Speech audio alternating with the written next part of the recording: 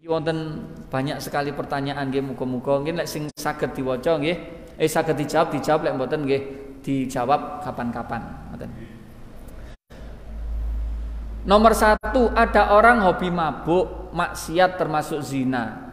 Tetapi dia baik hati kepada sesama, suka menolong. Salatnya terjaga tapi juga bermaksiat. Itu dosanya bagaimana? Nah, jadi ngeten. Iki lek cara kula ngeten. Berarti ada dua hal. Dia itu iman ya iman, Islam ya Islam, nglakoni salat nggih salat. Jadi dia itu adalah muslim tetapi dia itu bermaksiat. Nah, jadi memang ada orang muslim itu yang zalimun li nafsih. Ada sing orang muslim tapi dia itu memang zalim kepada dirinya sendiri. Nah, niku dosane ya napa? Nggih dosane nggih panggah dosa. Siksane nggih panggah siksa, tapi dia paling tidak sudah punya jatah swarga. Nah, nggih. Dadi wong niku pokoke kalimat maca kalimat Islam, muslim itu dia sudah punya kapling di swarga. Di swarga wis duwe kapling. Nah, pokoke Islam duwe kapling no swarga. Masalah dosane karena surga itu hanya mau menerima orang yang suci, orang yang bersih, dan orang yang punya dosa itu dia napa jenenge, dia itu kotor, bau. Maka kalau masih bau, masih kotor, ndak bisa masuk surga. Terus ya napa ya kudu diumbah dhisik. Nah, ngoten lho nggih. Dadi nek jenengan, jadi klambi iku wis mesti duwe jatah nang lemari, nggih. Lek klambi lek mesti jatah nang lemari to nggih. Tapi lek gombal iku jatahe gak dalam lemari. Nah, lek gombalan gelap-lap kan jatahe mesti sampirno. Tapi lek klambi jatahe no lemari. Tapi mlebu lemari kudu wis resik. Ngoten nggih. Tapi lek gombal masih mari diubah panggah di lelerno. Ngoten lho nggih. Jadi wong muslim iku duwe jatah nok lemari, duwe jatah nok swarga. Tapi swarga itu ndak bisa menerima orang yang kotor. Nah, kebaikan dia bagaimana? Suka menolong, yaiku ditulis yoan. Orang mukmin, orang muslim kok dia punya kebaikan, kebaikannya tetap tertulis dan akan mendapatkan pahalanya. Tapi orang kafir yang baik itu pahalanya itu tidak sampai ke akhirat. Oleh pahala oleh tapi nek donya tok. Dadi wong kafir itu punya keyakinan kalau saya sedekah 1000 maka saya akan mendapatkan 10.000. Iku ya oleh, tapi nek donya. Di akhirat tidak dapat apa-apa. Nah, tapi yang muslim kok dia sedekah, dia baik, itu dapat pahala, ya ditulis pahala. Itu akan meringankan dosa-dosanya. Misalkan dosane sak kintal, apike setengah kintal, ya engko sing setengah kintal iki ngelongi sing sak kintal wae malah karek setengah kintal. Nggih. Ya napa niku? Wa atbi'is sayyi'atal hasanata tamhuha. Nggih. Kebaikan itu kejelekan itu ikuti dengan kebaikan, maka kebaikan itu akan menutup kejelekan. Ngoten. Pun nomor 2. Orang gila yang meninggal dunia itu masuk surga apa neraka? Nggih. Karek gilane kapan? Nah, nggih. Tak terusaken kedik nggih. Gendenge kapan? Lek gendenge kan bayi wis gendeng, itu sudah ndak ada hisab bagi dia. Aman. Wis enak ngoten niku wis enak. Bar yo bar koyo sapi barang bar yo bar. Nah, ngoten nggih. Bar yo bar ndak karena dia itu ndak punya akal, tidak taklif, maka dia tidak dianggap, tidak disebut sebagai manusia. Artinya ya wis koyo kewan ngoten. Bar yo bar. Sudah ndak ada hisabnya. Oh, sakjane penak ya dadi wong gendeng ya. Tapi lek misalkan gendenge niku wis misalkan umur selawe lagi mulai gendeng, ya nanti dihitung. Nah, umur dia balik mulai kapan? Misalkan balik umur 15, gendenge umur saya, yang dihitung 10 tahun niku. Nah, tergantung lek 10 tahun iki jatahe swarga ya swarga, lek neraka nggih neraka. Pun. Cara menghadapi orang tua yang selalu menyalahkan anaknya yang sudah berkeluarga, padahal anaknya sangat menyayangi orang tuanya daripada pasangannya. Nah niki memang perintah yang sangat berat itu adalah berbuat baik kepada orang tua. Makanya niki pahalanya gede dan dosanya juga besar kalau ketika orang itu menyakiti orang tuanya.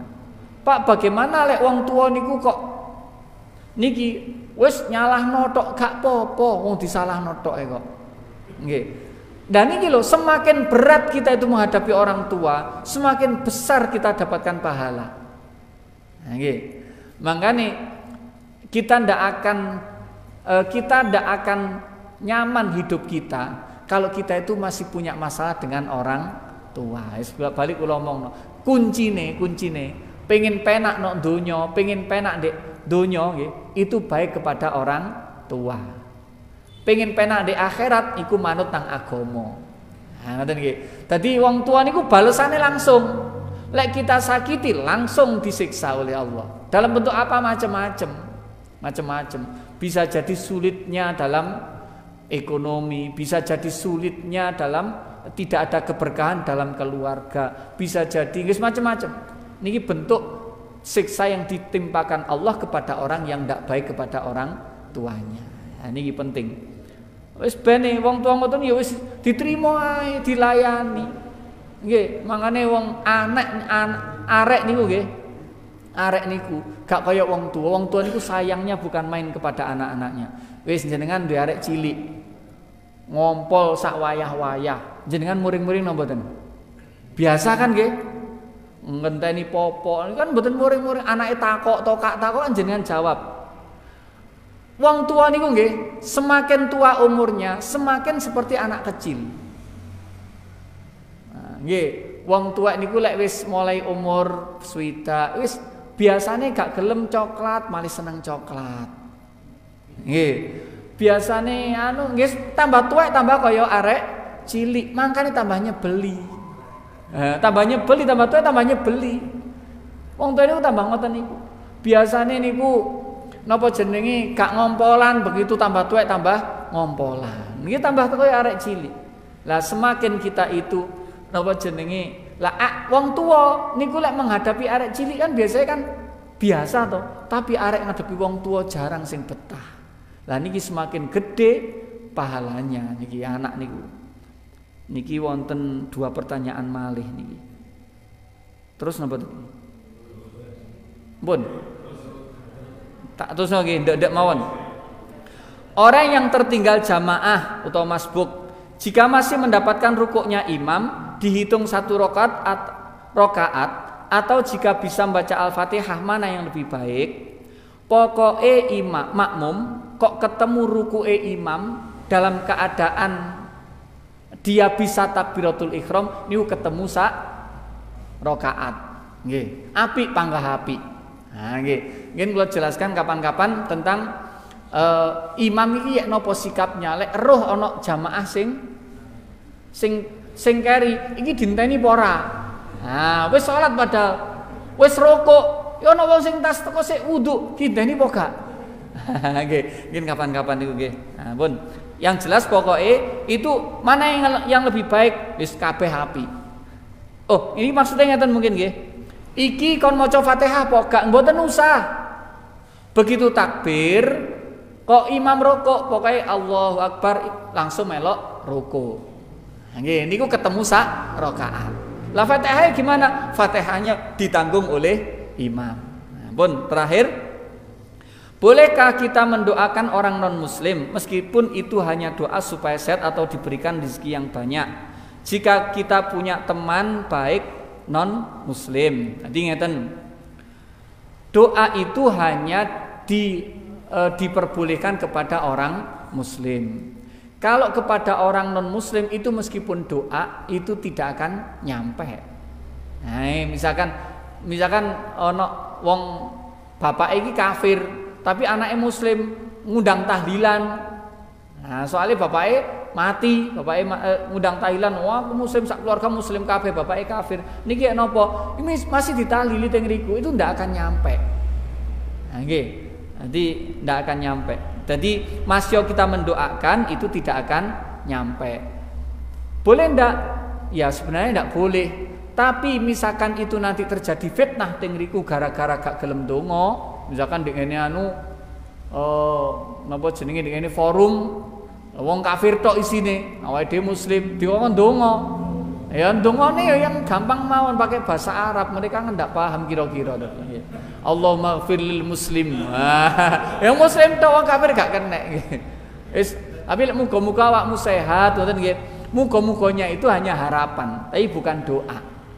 Harapan tapi bukan doa. Beda nggih. Lek doa kan kita minta kepada Allah, semoga Allah memberikan kesehatan kepadamu, itu doa. Tapi kalau muga-muga awakmu sehat itu muga-muga hanya harapan. Berharap temannya itu sehat. Ya iki ngono tok gak apa-apa. Sampun nggih cukup.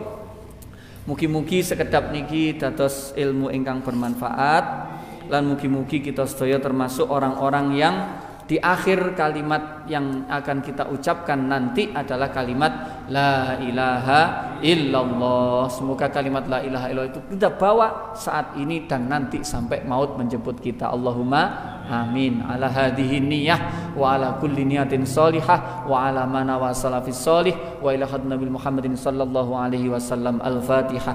A'udzu billahi minasyaitonir rajim.